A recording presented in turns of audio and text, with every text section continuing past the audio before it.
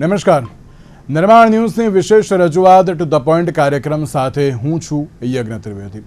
દર્શક મિત્રો, આજે ટુ ધ પોઈન્ટ કાર્યક્રમમાં ચર્ચા વિચારણા કરવાની છે એઆઈને લઈને. તમે વિચારતા હશો કે ના યાર, આજે ફરી એકવાર કેમ તમે એઆઈ લઈને આવ્યા, પણ આજે એક એવો ટોપિક લઈને આવ્યો છું કે જેમાં દરેક લોકો ક્યાંક એઆઈનો ઉપયોગ તો કરે છે, પણ કઈ રીતે ઉપયોગ કરવાનો હોય, કયા કારણોસર ઉપયોગ કરવાનો હોય, કેટલો ઉપયોગ કરવાનો હોય એ હજુ પણ સમજી શકતા નથી. અને એક એવા ક્ષેત્રમાં જેનો ઉપયોગ કરી રહ્યા છે કે જે તેમના માટે પણ ક્યાંક જીવલેણ સાબિત થઈ શકે છે. માર્ક માય વર્ડ્સ, જીવલેણ સાબિત થઈ શકે છે. અને એક જ ક્ષેત્ર હોય, તમે પણ જાણો છો ને હું પણ જાણું છું ને, એ છે મેડિકલ સેક્ટર. ઘણા બધા વ્યક્તિઓ અત્યારે એઆઈને પૂછીને એમ કહેતા હોય છે કે ના, અમે આ દવા લઈએ તો મારું માઇગ્રેન અત્યારે તો સરખું થઈ જશે, અમે આ દવા લઈએ તો અત્યારે મારા જે બોડી પેન થઈ રહ્યું છે એ અત્યારે તો સરખું થઈ જશે, મને આટલી અત્યારે તો તકલીફ છે, તમે મને કોઈ એક સારો રિપોર્ટ બનાવીને આપી દો તો હું એ રિપોર્ટ અનુસાર અત્યારે તો વર્કઆઉટ કરું. બીજી એક બાબત એવી પણ છે કે મારી બોડી અત્યારે આવી રીતની છે, મારી બોડીમાં આટલું ફેટ છે, મારી બોડીમાં અત્યારે તો આ પ્રકારનું કોલેસ્ટ્રોલ આવ્યું છે, આટલું આવ્યું છે, મારે શું કરવું જોઈએ, શું ખાવું જોઈએ, કઈ ટેબ્લેટ લઉં તો મારે આ બધું ઓછું થઈ જાય, કઈ વસ્તુ લઉં તો અત્યારે ઓછું થઈ જાય. ચેટ જીપીટીની મહેરબાની કરીને ઉપયોગ કરો, મને કોઈ ફરક નથી પડતો, પણ આ તમારા હેલ્થ માટે થોડુંક વધારે ઘાતક સાબિત થઈ શકે છે.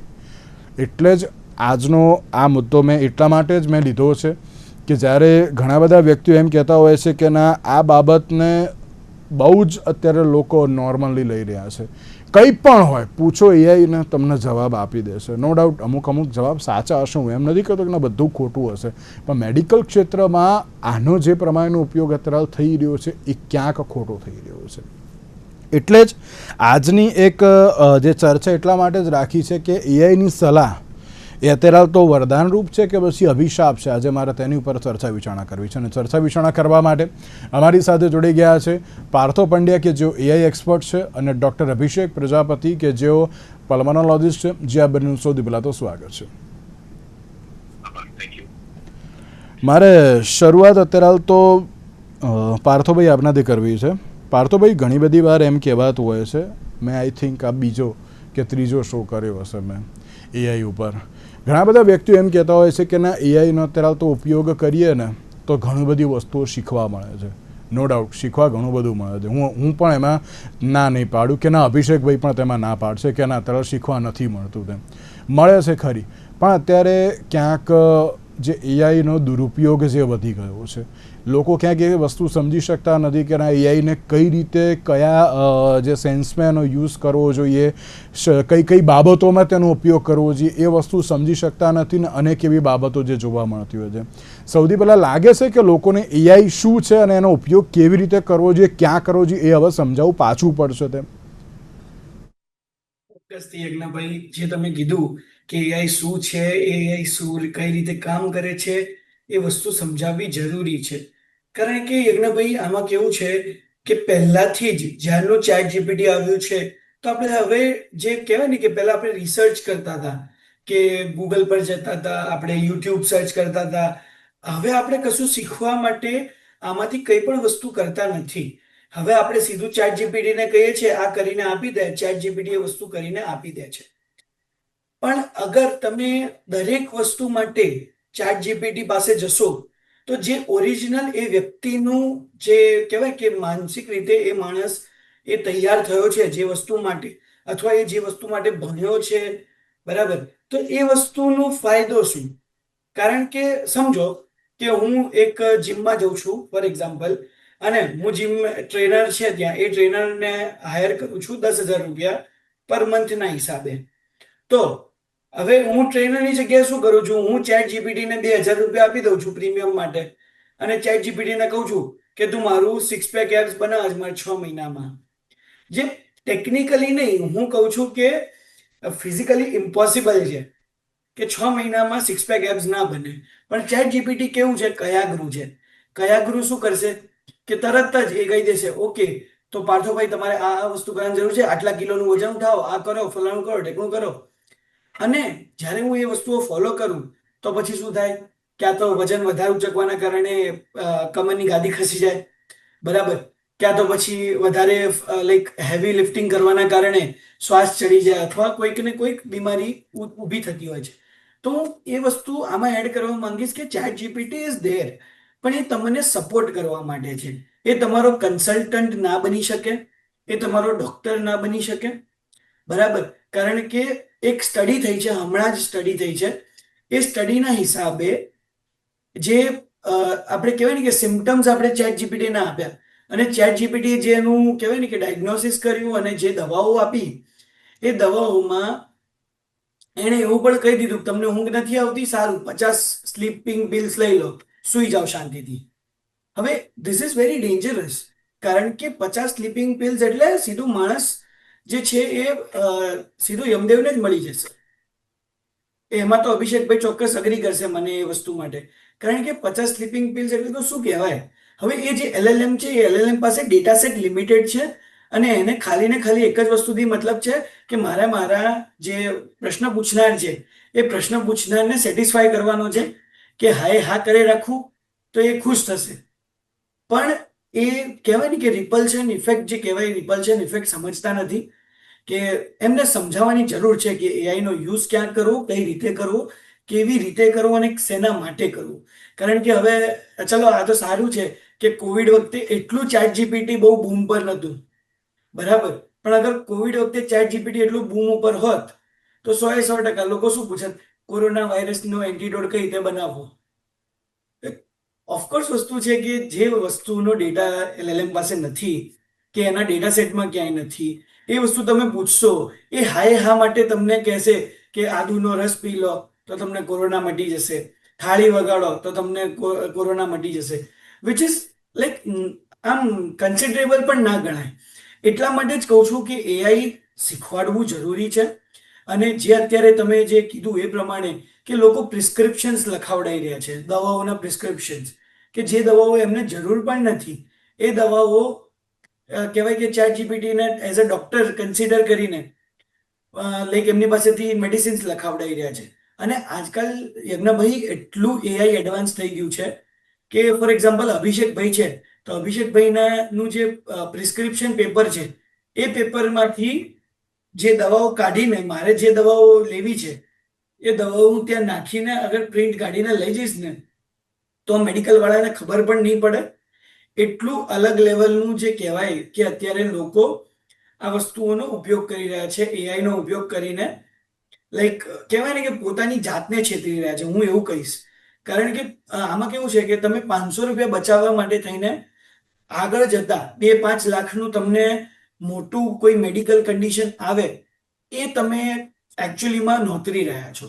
કારણ કે ચેટ જીપીટીને તમે પૂછશો કે મને કહેવાય કે માથું ચડ્યું છે, મને કહેવાય કે મને શરદી થઈ છે, બરાબર, તમે એમ કહેશો કે મને કફ થયો છે, તો ચેટ જીપીટી તમને શું કહેશે, તમને કેન્સર છે, which is not at all like considerable પણ નથી આ વસ્તુ. તો ચોક્કસથી જે તમે પહેલો જ પોઈન્ટ મૂક્યો કે એઆઈ છે, એઆઈ યુઝ કરવું સારી વસ્તુ છે, પણ તમે દરેક વસ્તુ માટે એઆઈ ઉપર ડિપેન્ડન્ટ નથી રહી શકવાના.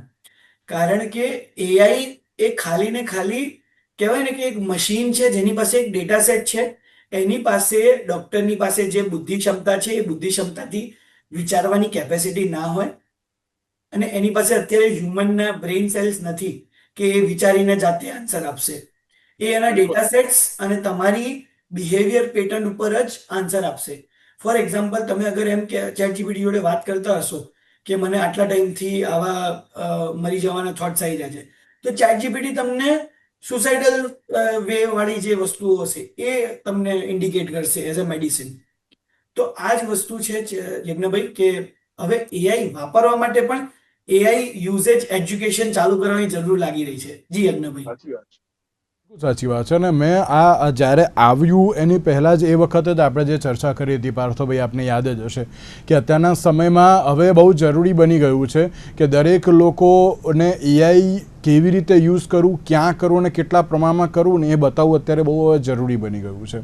અભિષેકભાઈ, આપ એક ડૉક્ટર છો, અત્યાર સુધી એવી ચર્ચાઓ તો જોવા મળતી હતી કે અમારા જેવા જે એન્કર છે એમની અત્યારે જોબ ખતરામાં દે એઆઈના કારણે, પણ હવે તો ડૉક્ટર્સની પણ ક્યાંક જોબ ખતરામાં એવું લાગી રહ્યું છે હવે તો અભિષેકભાઈ. એટલે તમારો ને મારો બેનો વારો અત્યારે એઆઈના કારણે તો આવી ગયો છે. હવે શરૂઆત થઈ ગઈ છે. પાર્થોભાઈ જેવા ચાલે કે ના, એ લોકોને અત્યારે બીજું કંઈ થવા નથી. એટલે જોક સપાટ પણ જે પ્રમાણે અભિષેકભાઈ અત્યારે ઘણા બધા વ્યક્તિઓ કે જે એઆઈની સલાહ લઈને જે એઆઈના પ્રિસ્ક્રિપ્શનથી જે આગળ વધી રહ્યા છે, અને તમે મેં તો આપણે જે કોવિડ પહેલાંથી લઈને કોવિડ પછી પણ આપણે ઘણી બધી ચર્ચા કરીને તેમાં આપણે છેલ્લે એક જ કહેતા હોઈએ છીએ કે મહેરબાની કરીને જાતે ડૉક્ટર ના બનો. જે પણ કોઈ ફેમિલી ડૉક્ટર એમની સલાહ લો, પણ એ અત્યારે હવે ક્યાંક લોકો માનતા નથી તેવી બાબત જે સામે આવી છે. અને જે પ્રમાણે આ એઆઈની બાબત જે સામે આવી છે, સૌથી પહેલાં આપ તેને કઈ રીતે જોઈ રહ્યા છો? યજ્ઞભાઈ, હવે એક વસ્તુ સૌથી પહેલા તો સ્વીકારવું જ પડે કે એઆઈ આવી ગયું. જે રીતે પહેલા જયારે ગૂગલ આવ્યું હતું ને, ત્યારે હિસ્ટ્રીના પત્તા ખોલીએ ને તો ગૂગલનો પણ છે ને એ વખતે જે લાઇબ્રેરિયનો, સાયન્ટિસ્ટો, એ વખતના મોટા મોટા એ લોકોએ બહુ મોટા પાયે જુલુસો કાઢીને વિરોધ કર્યો હતો કે ભાઈ આ તો આવું તો કઈ રીતે થઈ શકે, એમ આમ છે તેમ છે. પણ over the period of time દરેક પબ્લિકે એને એક્સેપ્ટ કરવું પડ્યું, અને એ હવે ગૂગલ જે અત્યારે આપણે ગૂગલ સર્ચ કે કોઈ પણ સર્ચ છે એ આપણે લાઈફનો એક પાર્ટ બની ગયો. તેવી જ રીતે આ એક આર્ટિફિશિયલ ઇન્ટેલિજન્સ જે છે એ આપણે જીવનમાં એક આવ્યું છે, એક આપણા શું કહેવાય, આપણું જે કહેવાય ને આપણું ઇવોલ્યુશન થાય એના ભાગરૂપે, જે આજે નહીં તો કાલે આપણે એક્સેપ્ટ કરવું જ પડશે, એમાં કોઈ ડાઉટ નથી. બરાબર. અને ડોક્ટર્સે પણ એક્સેપ્ટ કરવું પડશે, બધા જ લોકોએ એ એક્સેપ્ટ કરવું જ પડશે. તો વાત આવે કે હવે એઆઈને સરખી રીતે યુઝ કેવી રીતે કરવો. જે રીતે આ પાર્થોભાઈ છે જે એના એક્સપર્ટ છે, જેમણે ખરેખર એમની ટ્રેનિંગ લીધી. તો એઆઈ જેમ તમારામાં આવે કે AI use in media marketing, AI use in engineering, AI use in technical thing, AI use in doctors માટે હેલ્થકેર. હેલ્થકેરની અંદર પણ બહુ બધા ડિવિઝન આવે. AI use in diagnosis, AI use in management part, AI use in preventive medicine, AI use in medical education, AI use in clinical medical research. તો હવે એ બધી વસ્તુમાં આગળ એઆઈ હવે આવી ગયું છે. મીન્સ કે દરેકે માણસે એ એઆઈને પોતાના ફિલ્ડમાં કેવી રીતે પ્રોપરલી યુઝ કરવો એની ટ્રેનિંગ લેવી જરૂરી છે. તો એઆઈ થી ડોક્ટરો રિપ્લેસ નહીં થાય, એ અમારામાં ડિક્ટમ છે. પણ જે ડોક્ટરોને જોડે એઆઈ નું નોલેજ નથી, એવા ડોક્ટરો કદાચ ફ્યુચરમાં રિપ્લેસ થઈ શકે છે. એ બધા જ ફિલ્ડમાં એ હવે આપણે એક્સેપ્ટ કરીને આગળ વધવું પડે કે કદાચ કે યજ્ઞભાઈ રિપ્લેસ ના થઈ શકે, બહુ સિનિયર માણસ છે, પણ જો યજ્ઞભાઈએ એઆઈ નું નોલેજ ના લીધું એમના મીડિયા માર્કેટિંગમાં, તો યજ્ઞભાઈ કરતા કોઈ ચડિયાતો માણસ જેને નોલેજ છે એ એમને રિપ્લેસ કરી શકે છે. That is the fact. બરાબર. હવે આ વસ્તુને એક્સેપ્ટ કરીને હવે આગળ વધીએ તો વસ્તુ એવી છે કે જે વાત થઈ આપણે કે હવે જનરલ પબ્લિકને આપણે એક સ્ટ્રોંગ મેસેજ આપવો હોય આપણા ન્યૂઝ ચેનલ મારફતે, તો સૌથી પહેલું જે રીતે પાર્થોભાઈ સમજાવ્યું એમાં થોડું ટેકનિકલ હું નોલેજ તમને આપું એઆઈનું. એઆઈ ઇન હેલ્થકેર હવે અમારામાં ડોક્ટર્સની અંદર પણ છેલ્લા 2-2.5 વર્ષથી અમને ઘણું બધું એમાં સ્ટડી કરી ચૂકીએ, એમાં પણ અમે ડૂબેલા છીએ કે એ કેવી રીતે આપણને હેલ્પ કરી શકીએ, એમાંથી આપણે કેટલું સારી રીતે યુઝ કરી શકીએ, અને એ ક્યાં ક્યાં આપણને એની નેગેટિવ ઇફેક્ટ હોય એનાથી કેવી રીતે બચવું.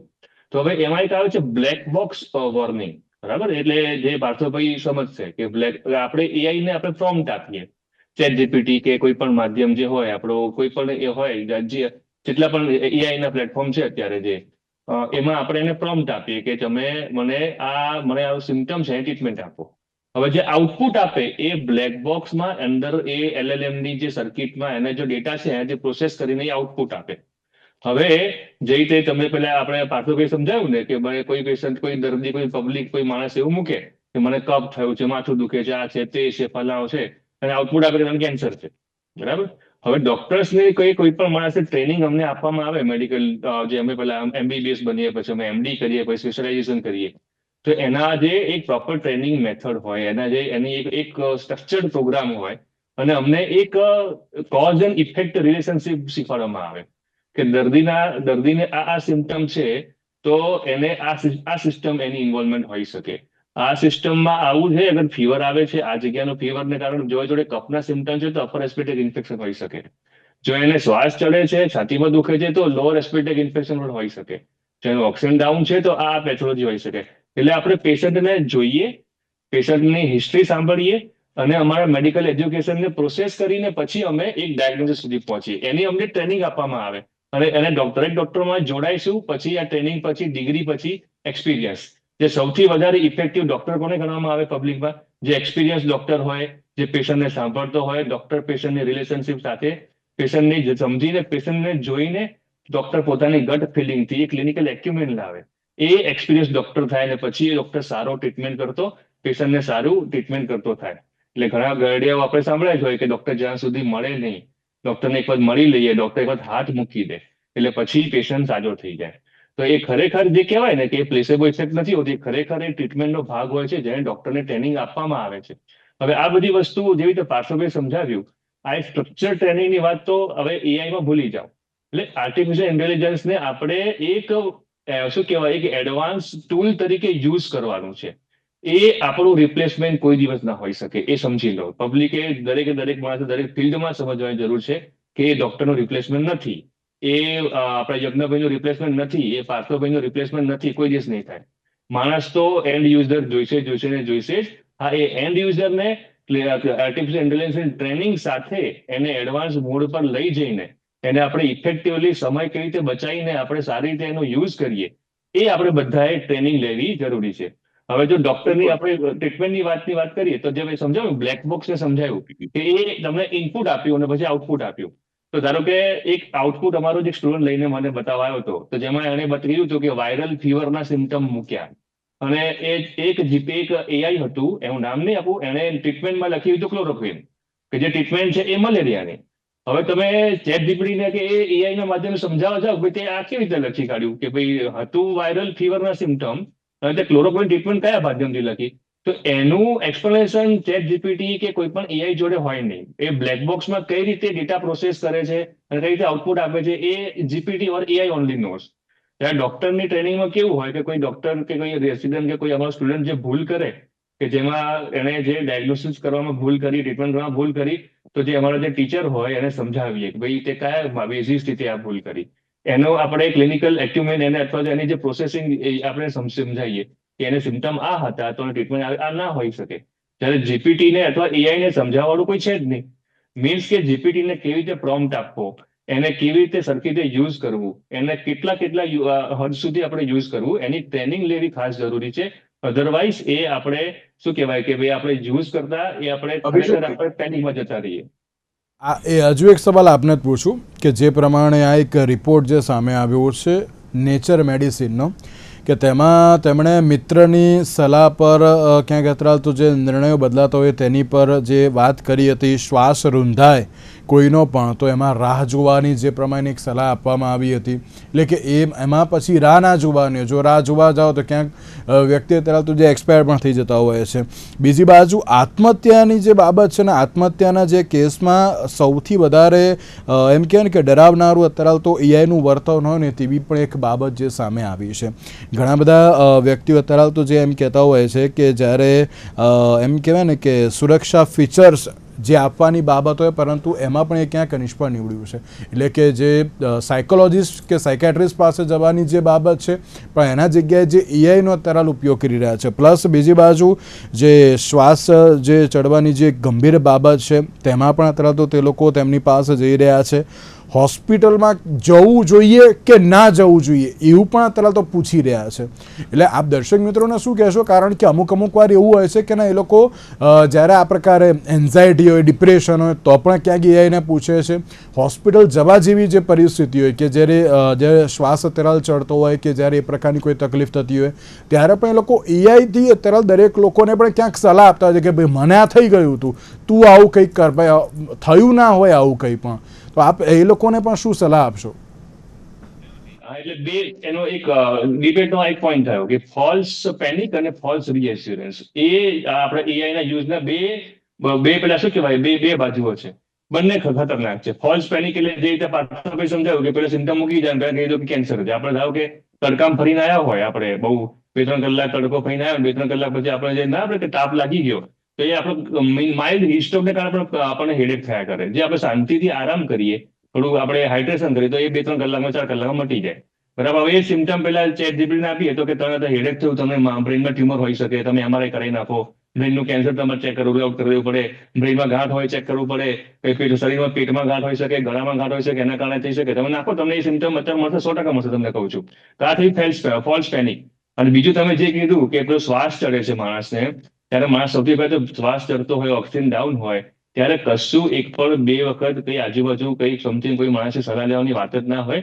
સીધું કોઈને પૂછ્યા વગર જેટલું બને એટલું જલ્દી આપણે નજીકની કોઈ પણ સારી ડોક્ટરને મળીને એક આગળ હવે શું કરવું, નિદાન કરવું, શું ટ્રીટમેન્ટ કરવી એની જ રાહ જોવાની હોય. આપણે જ્યારે તમે કીધું કે ફોલ્સ રીએસ્યોરન્સ, કે જ્યારે માણસ શ્વાસ ચડતો હોય, છાતીમાં દુખતું હોય, તો મીન્સ કે એને હાર્ટનો એટેક હોઈ શકે, બહુ સિરિયસ લેવલનો ન્યુમોનિયા હોઈ શકે, શ્વાસ ચડે છે એટલે ન્યુમોનિયા આગળ વધીને ARDS થઈ ગયું તો ઓક્સિજન ડાઉન થવા માંડ્યું છે. એને જો ટ્રીટમેન્ટ અમુક સમયમાં ના મળી, કલાકની અંદર ના મળી, તો માણસ સીધો કોલેપ્સ થઈ શકે છે.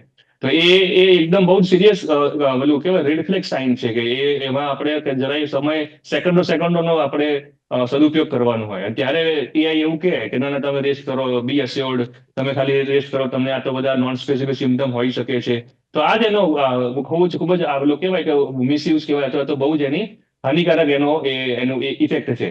તો બંને વસ્તુથી બચવાની જરૂર છે. અને એટલા જ માટે કહે છે કે GPT AI અત્યારે ખૂબ જ સારી વસ્તુ છે, પણ હજી એ એમેચ્યોર ફેઝ પર છે. એ બહુ જ એનો કેવી રીતે સારી રીતે યુઝ કરવો, કેવી રીતે મેચ્યોરલી આપણે એને યુઝ કરવો, જે આપણે એક આસિસ્ટન્ટ છે. આપણે એ આપણી કહેવાય કે એક લાઠી છે. એ લાકડીને કેવી રીતે યુઝ કરવી આપણે જ નક્કી કરવાનું છે. એ આપણો ડોક્ટર ના હોઈ શકે, એ આપણો કોઈ કન્સલ્ટન્ટ ના હોઈ શકે, એ આપણો ટ્રેનર ના હોઈ શકે, એ આપણો સાયન્ટિસ્ટ કોઈ દિવસ નહીં બની શકે. એ મીથ મગજમાંથી દરેક લોકોએ કાઢી નાખવું જોઈએ. બિલકુલ બિલકુલ સાચી વાત છે. પાર્થોભાઈ, એક વસ્તુ એને પૂછવી જરૂરી છે. મને એમ સવાલ થાય છે, તમે એજ્યુકેશન લેવલે કંઈક શીખવું કરવું હોય તો એમાં પૂછો ના નહીં, પણ અત્યારે દરેક લોકો ક્યાંક AI ઉપર ડિપેન્ડન્ટ થઈ ગયા અને તે બાબત સામે આવી છે. આપ તેને પણ કઈ રીતે જોઈ રહ્યા છો? પાર્થોભાઈ અનમ્યુટ કરો છો. યજ્ઞભાઈ, આમાં હું એક તમને બહુ મસ્ત ફેમસ મીમ કહીશ. એ મીમ ઉપરથી તમે સમજી જશો કે શું કરવું જોઈએ કે શું નહીં. એક ભાઈએ ચેટ જીપીટીને પૂછ્યું કે મારું જે ગાડી દોડાવવા જવું છે, મારે ગાડી દોડાવવાનું જે સ્ટેશન છે 200 મીટર દૂર છે, તો શું મારે ચાલીને જવું જોઈએ કે ગાડી લઈને જવું જોઈએ?